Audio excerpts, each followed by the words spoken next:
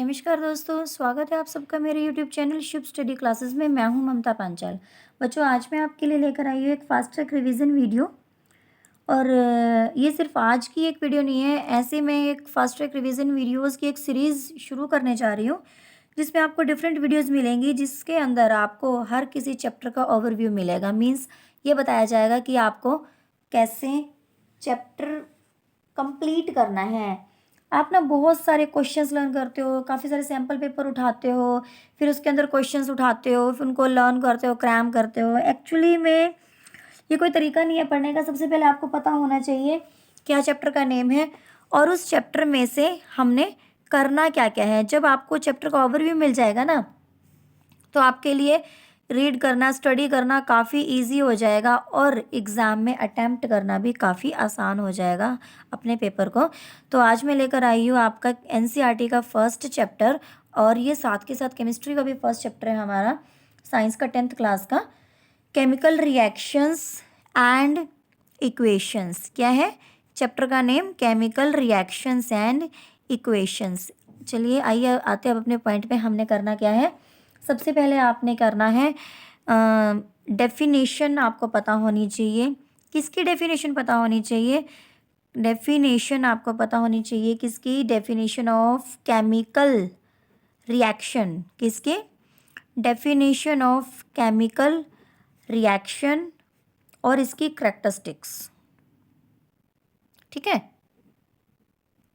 Definition of chemical reactions and characteristics.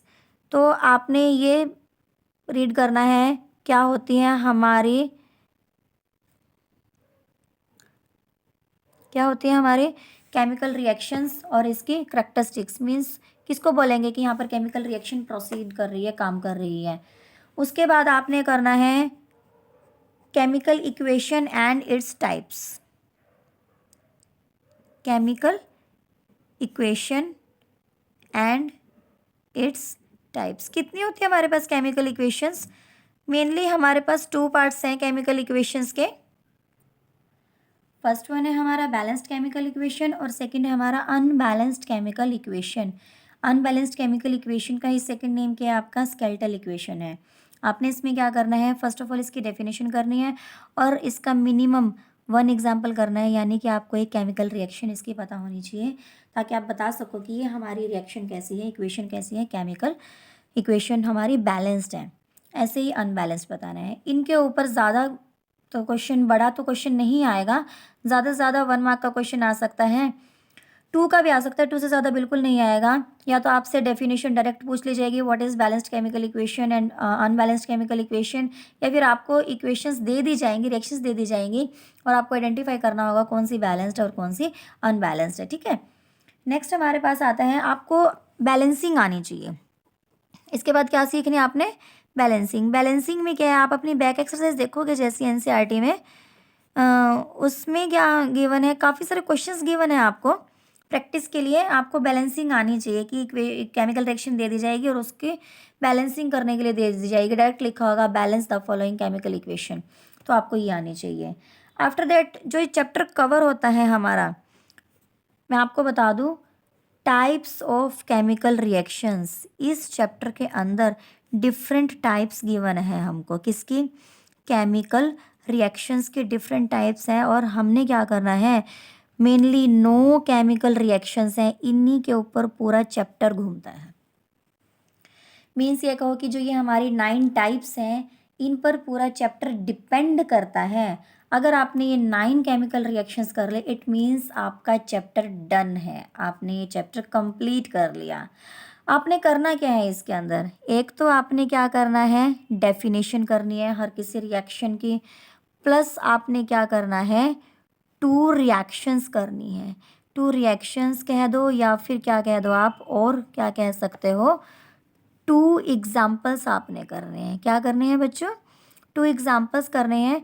चलिए फटाफट से मैं आपको 9 की 9 रिएक्शंस लिख के बता देती हूँ कि आपने कौन कौन सी रिएक्शंस करनी है। Number 1 combination reaction, number 2 decomposition reaction, number 3 displacement reaction, number 4 double displacement reaction, और इसी का सेकंड नेम क्या है? Precipitation reaction. क्या है ये? प्रेसिपिटेशन रिएक्शन, जो डबल डिस्प्लेसमेंट का ही एक पार्ट है। इस रिएक्शन के बारे में आपको एक बार एक्सप्लेन कर दूं। डबल डिस्प्लेसमेंट के वैसे आगे 2 टाइप्स हैं, एक है प्रेसिपिटेशन और दूसरी है न्यूट्रलाइजेशन रिएक्शन। बच्चों, इस चैप्टर में आप सिर्फ प्रेसिपिटेशन के बारे में ही पढ़ो, या फिर ये कह सकते हो कि डबल डिस्प्लेसमेंट रिएक्शन ही सेकंड हमारी क्या होती है, सेकंड नेम क्या होता है, प्रेसिपिटेशन रिएक्शन है। जो इसकी सेकंड टाइप है न्यूट्रलाइजेशन रिएक्शन, वो मैं आपको नेक्स्ट चैप्टर में पढ़ाऊंगी। जब आप उसमें क्या करोगे, एसिड बेसिस और सॉल्ट वाला चैप्टर करोगे ना, तो उसमें आएगी हमारी neutralization reaction. Number 5 exothermic reaction. Number 6 endothermic reaction. 2 reactions हैं हमारी, एक्सोथर्मिक और एंडोथर्मिक। ये किसकी टाइप है? थर्मोकेमिकल रिएक्शंस की। किसकी है? थर्मोकेमिकल रिएक्शन की। क्यों कहते हैं इनको thermochemical reaction?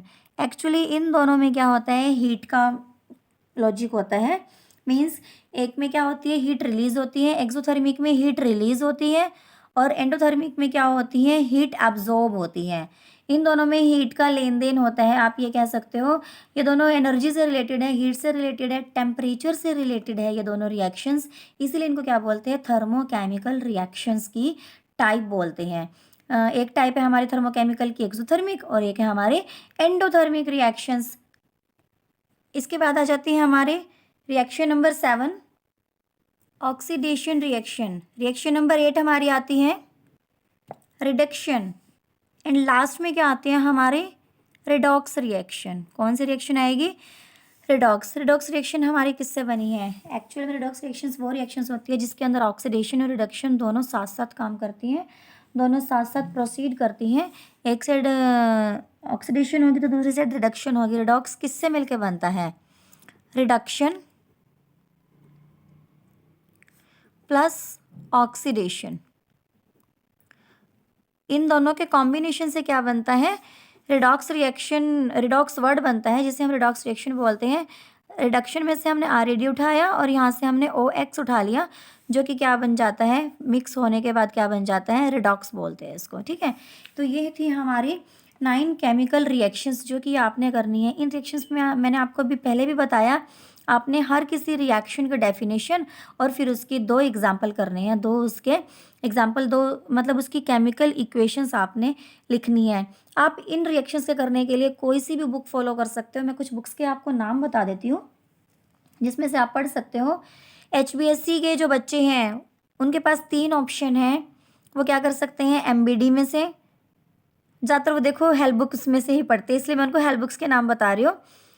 First one MBD, फिर एक होता है हमारी दीपक की बुक आती है, और उसके बाद कौन सी आती है, स्टूडेंट की बुक आती है। तो ये 9 रिएक्शंस कर लो बच्चों, इनसे बाहर पेपर नहीं आएगा। ठीक है, और चाहे वो बच्चा CBSE का हो, सेंट्रल बोर्ड का हो, या फिर हरियाणा बोर्ड का हो, ठीक है, स्टेट बोर्ड का हो, किसी भी स्टेट से हो, UP बोर्ड से हो या फिर हरियाणा बोर्ड से हो। ठीक है, तो ये जो मैंने आपको अभी रिएक्शंस करवाई है, ये मैंने NCERT से करवाई है, NCERT का पैटर्न फॉलो किया है और उसमें से आपको बताया। तो कोई बच्चा ये ना कहे कि ये वीडियो हरियाणा बोर्ड के लिए, ये UP बोर्ड के लिए, या फिर CBSE बोर्ड के लिए। ये NCERT का सिलेबस है बच्चों, ये हर किसी के लिए, सेंट्रल बोर्ड में जो काम करता है वो हर किसी बोर्ड में काम करेगा। सिलेबस समझ में आया? तो ये 9 रिएक्शंस आपने फर्स्ट ऑफ ऑल डेफिनेशन, फिर इनकी 2 इक्वेशंस आपने लर्न करनी है। ठीक है, आपको पहचान भी होनी चाहिए आपके पास, ये नहीं कि डायरेक्ट पूछा जाएगा what is oxidation, explain with example. No, आपको क्या कह दिया जाएगा कि आपके पास है ना, क्योंकि रिएक्शन रख दी जाएगी और उसमें आइडेंटिफाई करना होगा कि ये किस टाइप की रिएक्शन है। समझ में आया? अब इन 9 रिएक्शंस के बाद एक लास्ट कंसेप्ट और बचता है, किसका? एक आपने क्या करना है, कोरोजन के बारे में अच्छे से पढ़ के जाना है, कोरोजन की डेफिनेशन। कोरोजन किसके अंदर होता है? कोरोजन जो हमारी नॉन लिविंग थिंग्स है ना बच्चों, नॉन लिविंग थिंग्स है, जो हमारे आसपास आर्टिकल्स होते हैं, ऑब्जेक्ट्स हैं, उनका क्या होता है, कोरोजन है, कोरोजन होता है। और कोरोजन का जो एग्जाम्पल है क्या है, बहुत अच्छे एग्जाम्पल है, कॉमन एग्जाम्पल क्या है, रस्ट, ये इसके अंदर होता है। इसके बारे में अच्छे से पढ़ लेना है, गैसेस की वजह से होता है और डिप्लीशन होता रहता है फर्स्ट लेयर का, ऊपर वाले, मतलब लेयर बाय लेयर होता है, ये नहीं कि सिर्फ फर्स्ट लेयर का डिप्लीशन होता है ना। कोरोजन क्या होता है, लेयर बाय लेयर हमारा ऑब्जेक्ट क्या होता रहता है, खराब होता रहता है। इसके बारे में स्टडी कर लेना अच्छे से, बड़ी छोटी सी डेफिनेशन है, आप कर लोगे, आई नो वेरी वेल, आप अच्छे बच्चे हो। और इसके बाद नेक्स्ट आता है, क्या करना है, रेंसिडिटी का कंसेप्ट करना है। किसका करना है, रेंसिडिटी। किसके अंदर होती है रेंसिडिटी, जो भी फूड आइटम्स है ना हमारी, फूड आइटम्स की क्या होती है, रेंसिडिटी होती है। टाइम के साथ वो ख़राब हो जाती है, उनमें से स्मेल आने लगती है, बैड टेस्ट होता है, फाउल स्मेल आती है उसके अंदर से। That is called rancidity because of oxidation of food items. ठीक है, तो ये मैंने आपको ओवरव्यू दिया है कौन से चैप्टर का, chemical reactions and equations, science का एज वेल एज हमारे केमिस्ट्री का। एनसीईआरटी का फर्स्ट चैप्टर मैंने आपको बताया केमिकल रिएक्शन एंड इक्वेशंस। आप एक बार नज़र मार सकते हैं। केमिकल रिएक्शंस एंड इक्वेशंस में मैंने क्या बताया, definition of chemical reaction and characteristics करनी है। उसके बाद आपने केमिकल इक्वेशन और इसकी टाइप्स करनी है, 2 टाइप्स होती हैं हमारी। उसके बाद 9 रिएक्शंस मोस्ट इंपॉर्टेंट जो पूरे चैप्टर को कवर करती हैं। अगर ये 9 रिएक्शंस करके चले गए तो आप कुछ भी नहीं छोड़ के आओगे, इसमें कुछ भी नहीं छोड़ोगे। ठीक है, बैलेंसिंग भी आनी चाहिए आपको। ठीक है, बैलेंसिंग भी आनी चाहिए हर किसी रिएक्शन की। 9 रिएक्शंस है, हर किसी की डेफिनेशन और हर किसी के 2 एग्जाम्पल आपको पता होने चाहिए। मैं आपको यहाँ बता दूँ, अगर आप एग्जाम्पल नहीं लिखोगे, खाली डेफिनेशन करके आओगे, तो आपका ये चैप्टर करने का भी कोई बेनिफिट नहीं है। हर किसी के 2-2 एग्जाम्पल मिनिमम बता रही हूँ मैं आपको, मिनिमम आपको 2-2 एग्जाम्पल्स करके आने हैं। कौन कौन सी रिएक्शंस है वो हमारी 9 रिएक्शंस, आइए देखते हैं। 1 combination, 2 decomposition, 3 displacement, 4th reaction है हमारे डबल डिस्प्लेसमेंट, जिसको क्या बोलते हैं, प्रेसिपिटेशन रिएक्शन भी बोलते हैं। 5th exothermic, 6th endothermic, 7th oxidation reaction. और इसके बाद नेक्स्ट आ जाती है हमारी रिएक्शन नंबर 7th है हमारी ऑक्सीडेशन। 8th है हमारी रिडक्शन। 8th रिएक्शन कौन सी है बच्चों, रिडक्शन है हमारी। 7th ऑक्सीडेशन एक्चुअली मैंने 2 बार लिख दिया। 8th हमारी रिडक्शन। 9th है हमारी redox reaction. Redox is the combination of reduction and oxidation. इसके बाद कोरोजन, और फिर क्या करना है, रेंसिडिटी। यहाँ ये हो गया आपका चैप्टर कंप्लीट। तो बच्चों आपको मेरे ये रिवीजन फास्ट ट्रिक जो रिवीजन वीडियो मैंने बनाई है, ये आपको कैसी लगी, आप कमेंट करके मुझे ज़रूर बताना। और क्या आप फर्दर ऐसी वीडियोस चाहते हैं कि आपके लिए हेल्पफुल है, मुझे कमेंट करके ज़रूर बताना। और साथ साथ कुछ नालायक बच्चे भी हैं जो पढ़ाई नहीं करते, उनके नालायक ही बोलेंगे ना, जो पढ़ाई नहीं करते।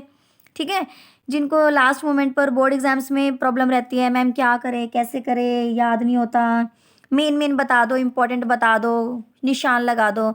तो उन बच्चों के लिए ये बहुत अच्छा, जिसे कह सकते हैं एक गोल्डन चांस है। आप एक बार ये वीडियो देख लोगे ना, तो आपका डेफिनेटली इंटरेस्ट बनेगा और आपको एक, आपके अंदर ना एक एनर्जी आएगी, एक एनकरेज करने का जो काम होता है वो मैंने यहाँ किया है। तो आप ये नीडी स्टूडेंट्स के साथ भी शेयर करना, ठीक है। और वीडियो पसंद आई हो तो लास्ट में ये ज़रूर कहूँगी कि लाइक करना, शेयरिंग के लिए मैंने बोल दिया, और ऐसी ही नेक्स्ट वीडियोस के लिए मेरे चैनल को सब्सक्राइब ज़रूर करना। ओके, चलते हैं, फिर मिलेंगे नेक्स्ट वीडियो में। नेक्स्ट वीडियो मेरी कौन सी होगी, एसिड बेसिस एंड सॉल्ट, जो कि 2nd चैप्टर है आपका केमिस्ट्री का। Okay, bye bye.